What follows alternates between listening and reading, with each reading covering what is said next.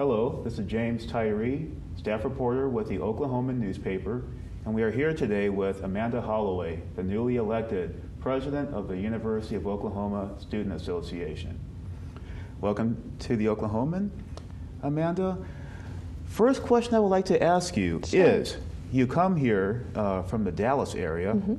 I wanted to know, what is it that enticed you to attend OU as opposed to Texas or some other university? Well, when I was finishing my high school senior year, I visited a lot of the schools in Texas. They were okay, but nothing really stood out as the place that I wanted to be attending for my college career. And my parents actually suggested to visit OU as a National Merit Scholar. They have great program and incentives through that, and so I agreed to come visit OU. As soon as I got to the campus, was just welcomed by the National Merit staff and really just enjoyed the campus. The people really had my interest. They wanted to get to know me, what I was about, wanted to help me get involved and see what they could do to make my college choice, as easy as possible. Now, other than the standard goal of wanting to make a difference, right? What specifically drew you into student government and eventually to run for a student body president? Well, I think being involved in what my environment, and the current events and things like that has always been important to me. And just really digging into the university, when I decided to come to OU, my first step was just contacting the office and saying, what are some involved students? Who can I talk to? How can I find out what they're involved in and what their recommendations are before I was even, had that ID number to be an OU student. And so that's just something that's always run in my blood. And then just being very active on campus for the past couple of years kind of led up to becoming involved in student government and really running for this role of USA president. Now, this past week on campus, OU President David Boren mentioned the very real possibility of raising tuition by nearly 10%, anticipating no raise in appropriation for higher education. What I want to ask you is, what have you heard from the students about this? Sure. And how do you think an increase of that size would affect students? Sure. Well, actually, last Friday, President Boren had a meeting with myself and with Vince Winston, my basically VP, and set us down and showed us kind of the OU budget, what we would need in increases for the coming year, and what percent increase would be needed depending on the amount that we were given by the state. The lowest of those being a nice round zero, and really looking at the possibility of a 10% increase and what that entailed. And facilitated a conversation this past Tuesday with some OU students, kind of an open forum where anyone could stop by and ask them questions.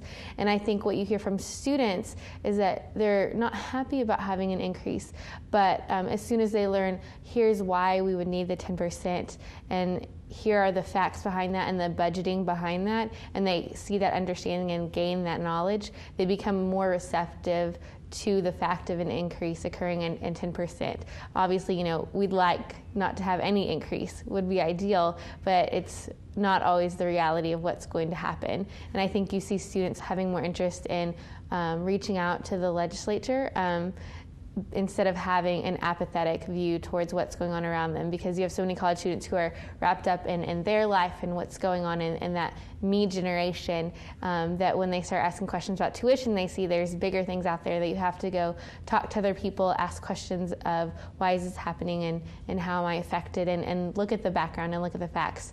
And then they start realizing the bigger picture of things going on at the university. So it's really facilitating that conversation to make both sides come to an agreement. Do you think it's something that could cause real hardship for some students, or something that the typical OU student will be able to still come to the university and stay at the university? I think there will be the ability for OU students to stay. Part of that budget and that increase is because of scholarships and the amount that is allocated to give scholarships to students. And so, it could if it is hurting someone, there's always the opportunity to approach and ask about scholarships. There was an email sent to all students at the university of sites where they could go to seek scholarships and people they could contact if that really is of concern to them about the tuition increase and whatnot. And so trying to just increase that awareness, that's the challenge with having a campus of 20,000 students plus, is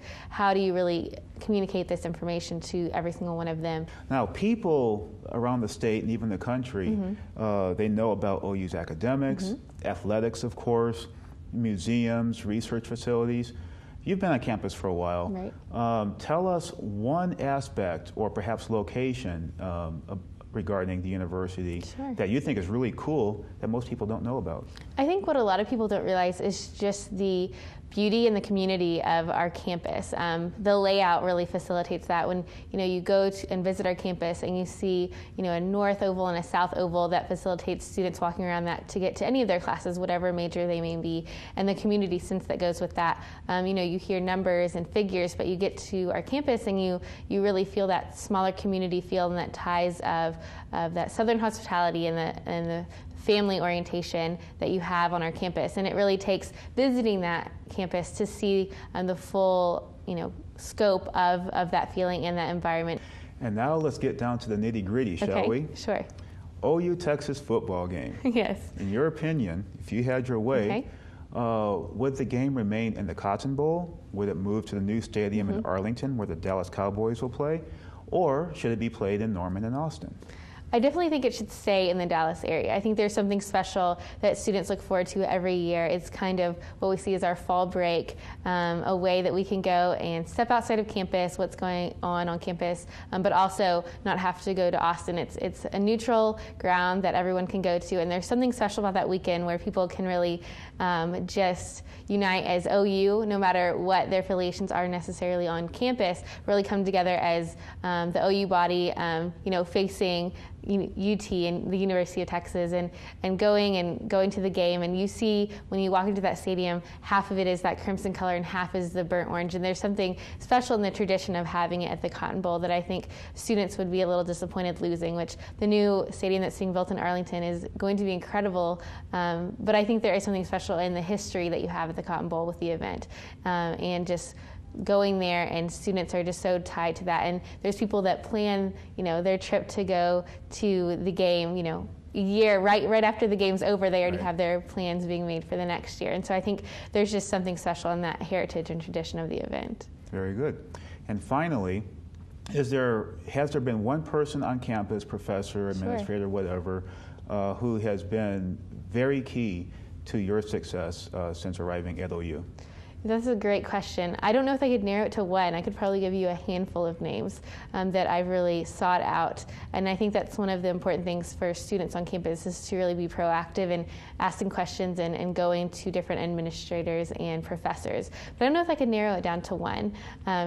Clark Stroud, our Dean of Students, he's been a great resource. Dr. Christopher Howard, who comes from my hometown of Plano, but went on to be a Rhodes Scholar and go to Harvard Business School and is now a professor at the University of Oklahoma, seeking out Dr. Melanie Wright in the Honors College, and just asking them questions, saying, this is what I'm thinking about, this is what my goals are, how can I achieve them, what are your suggestions and advice from coming from such successful backgrounds, and just really asking them questions about what they would recommend, but at the same time not going to one person but getting many opinions to figure out what is best for my own goals in life. Right. You have to kind of combine them all. So. Very good. Well, thank you for spending time with us. We very much appreciate it. Thank you. And once again, that's Amanda Holloway, the recently elected president of the University of Oklahoma Student Association. We'll see you next time.